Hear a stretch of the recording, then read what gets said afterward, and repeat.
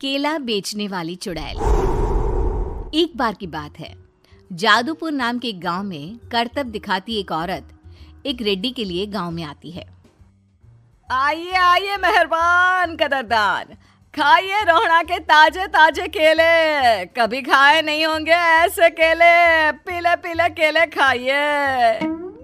ये कहकर रोहड़ा हाथों में 4 केले लिए उन्हें सर्कल में जोर जोर से हवा में उछालती हुई करतब दिखाती है, जिसे देखकर आसपास के सारे बच्चे अपने अपने मम्मी पापा से उस औरत के पास जाने की जिद करने लग जाते हैं। पापा, ऐसा तो सर्कस में बॉल से होता है ना, ये आंटी तो केले से कर रही है। चलिए ना पापा, देखते हैं।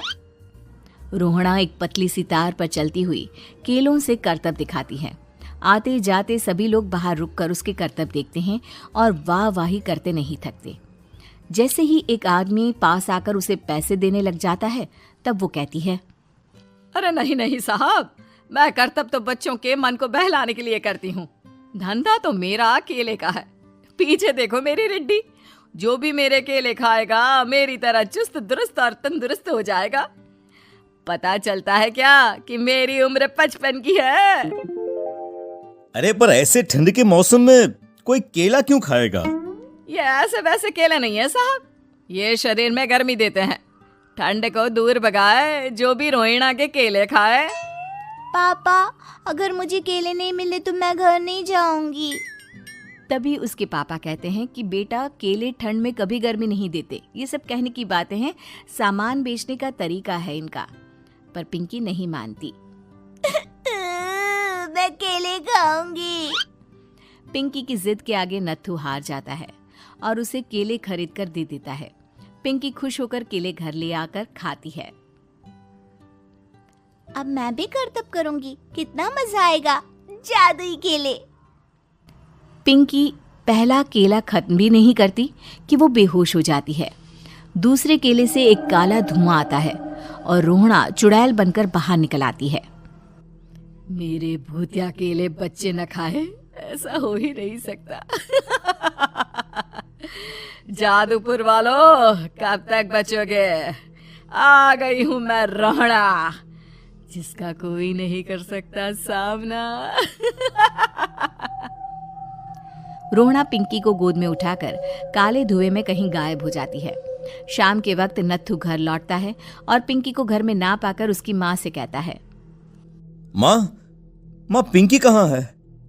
अरे बेटा, उसे तो तू सुबह करतब दिखाने ले गया था ना, फिर कहाँ वापस आए तुम दोनों? मुझे लगा तू उसे अपने साथ मंडी ले गया होगा। हे भगवान, मेरी बच्ची कहाँ गई? मैं उसे घर ही तो छोड़कर गया था माँ। नत्थू गांव के घर कोने में अपनी बेटी को ढूंढता है, पर उसे वो कहीं नहीं मिलती। परेशान होकर आखिर रो रो कर नत्थू हिम्मत हार कर घर लौट आता है।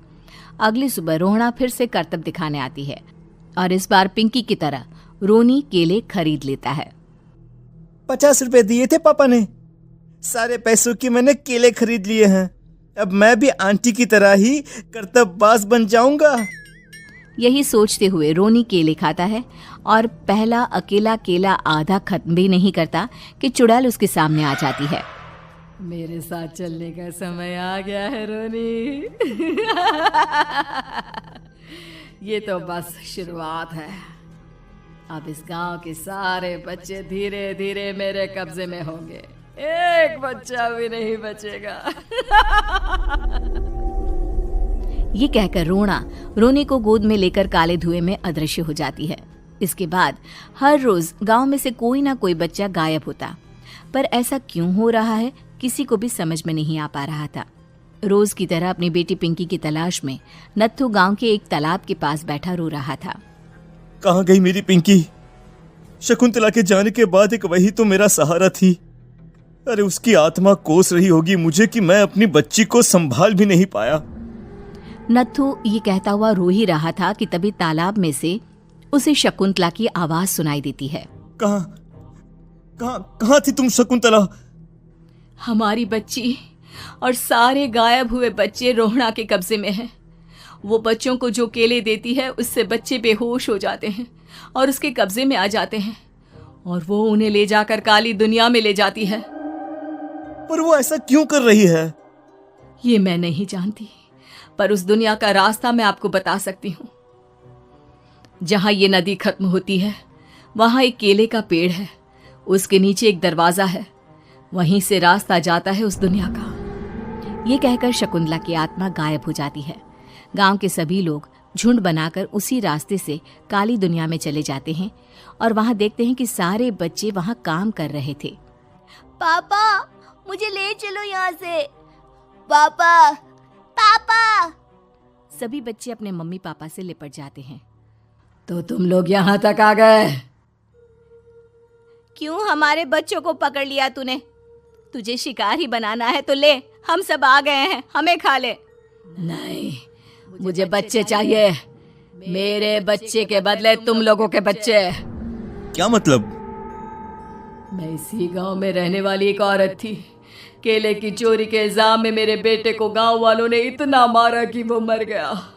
उसी दिन मैंने ठान लिया कि गांव वालों का भी वही हाल करूंगी।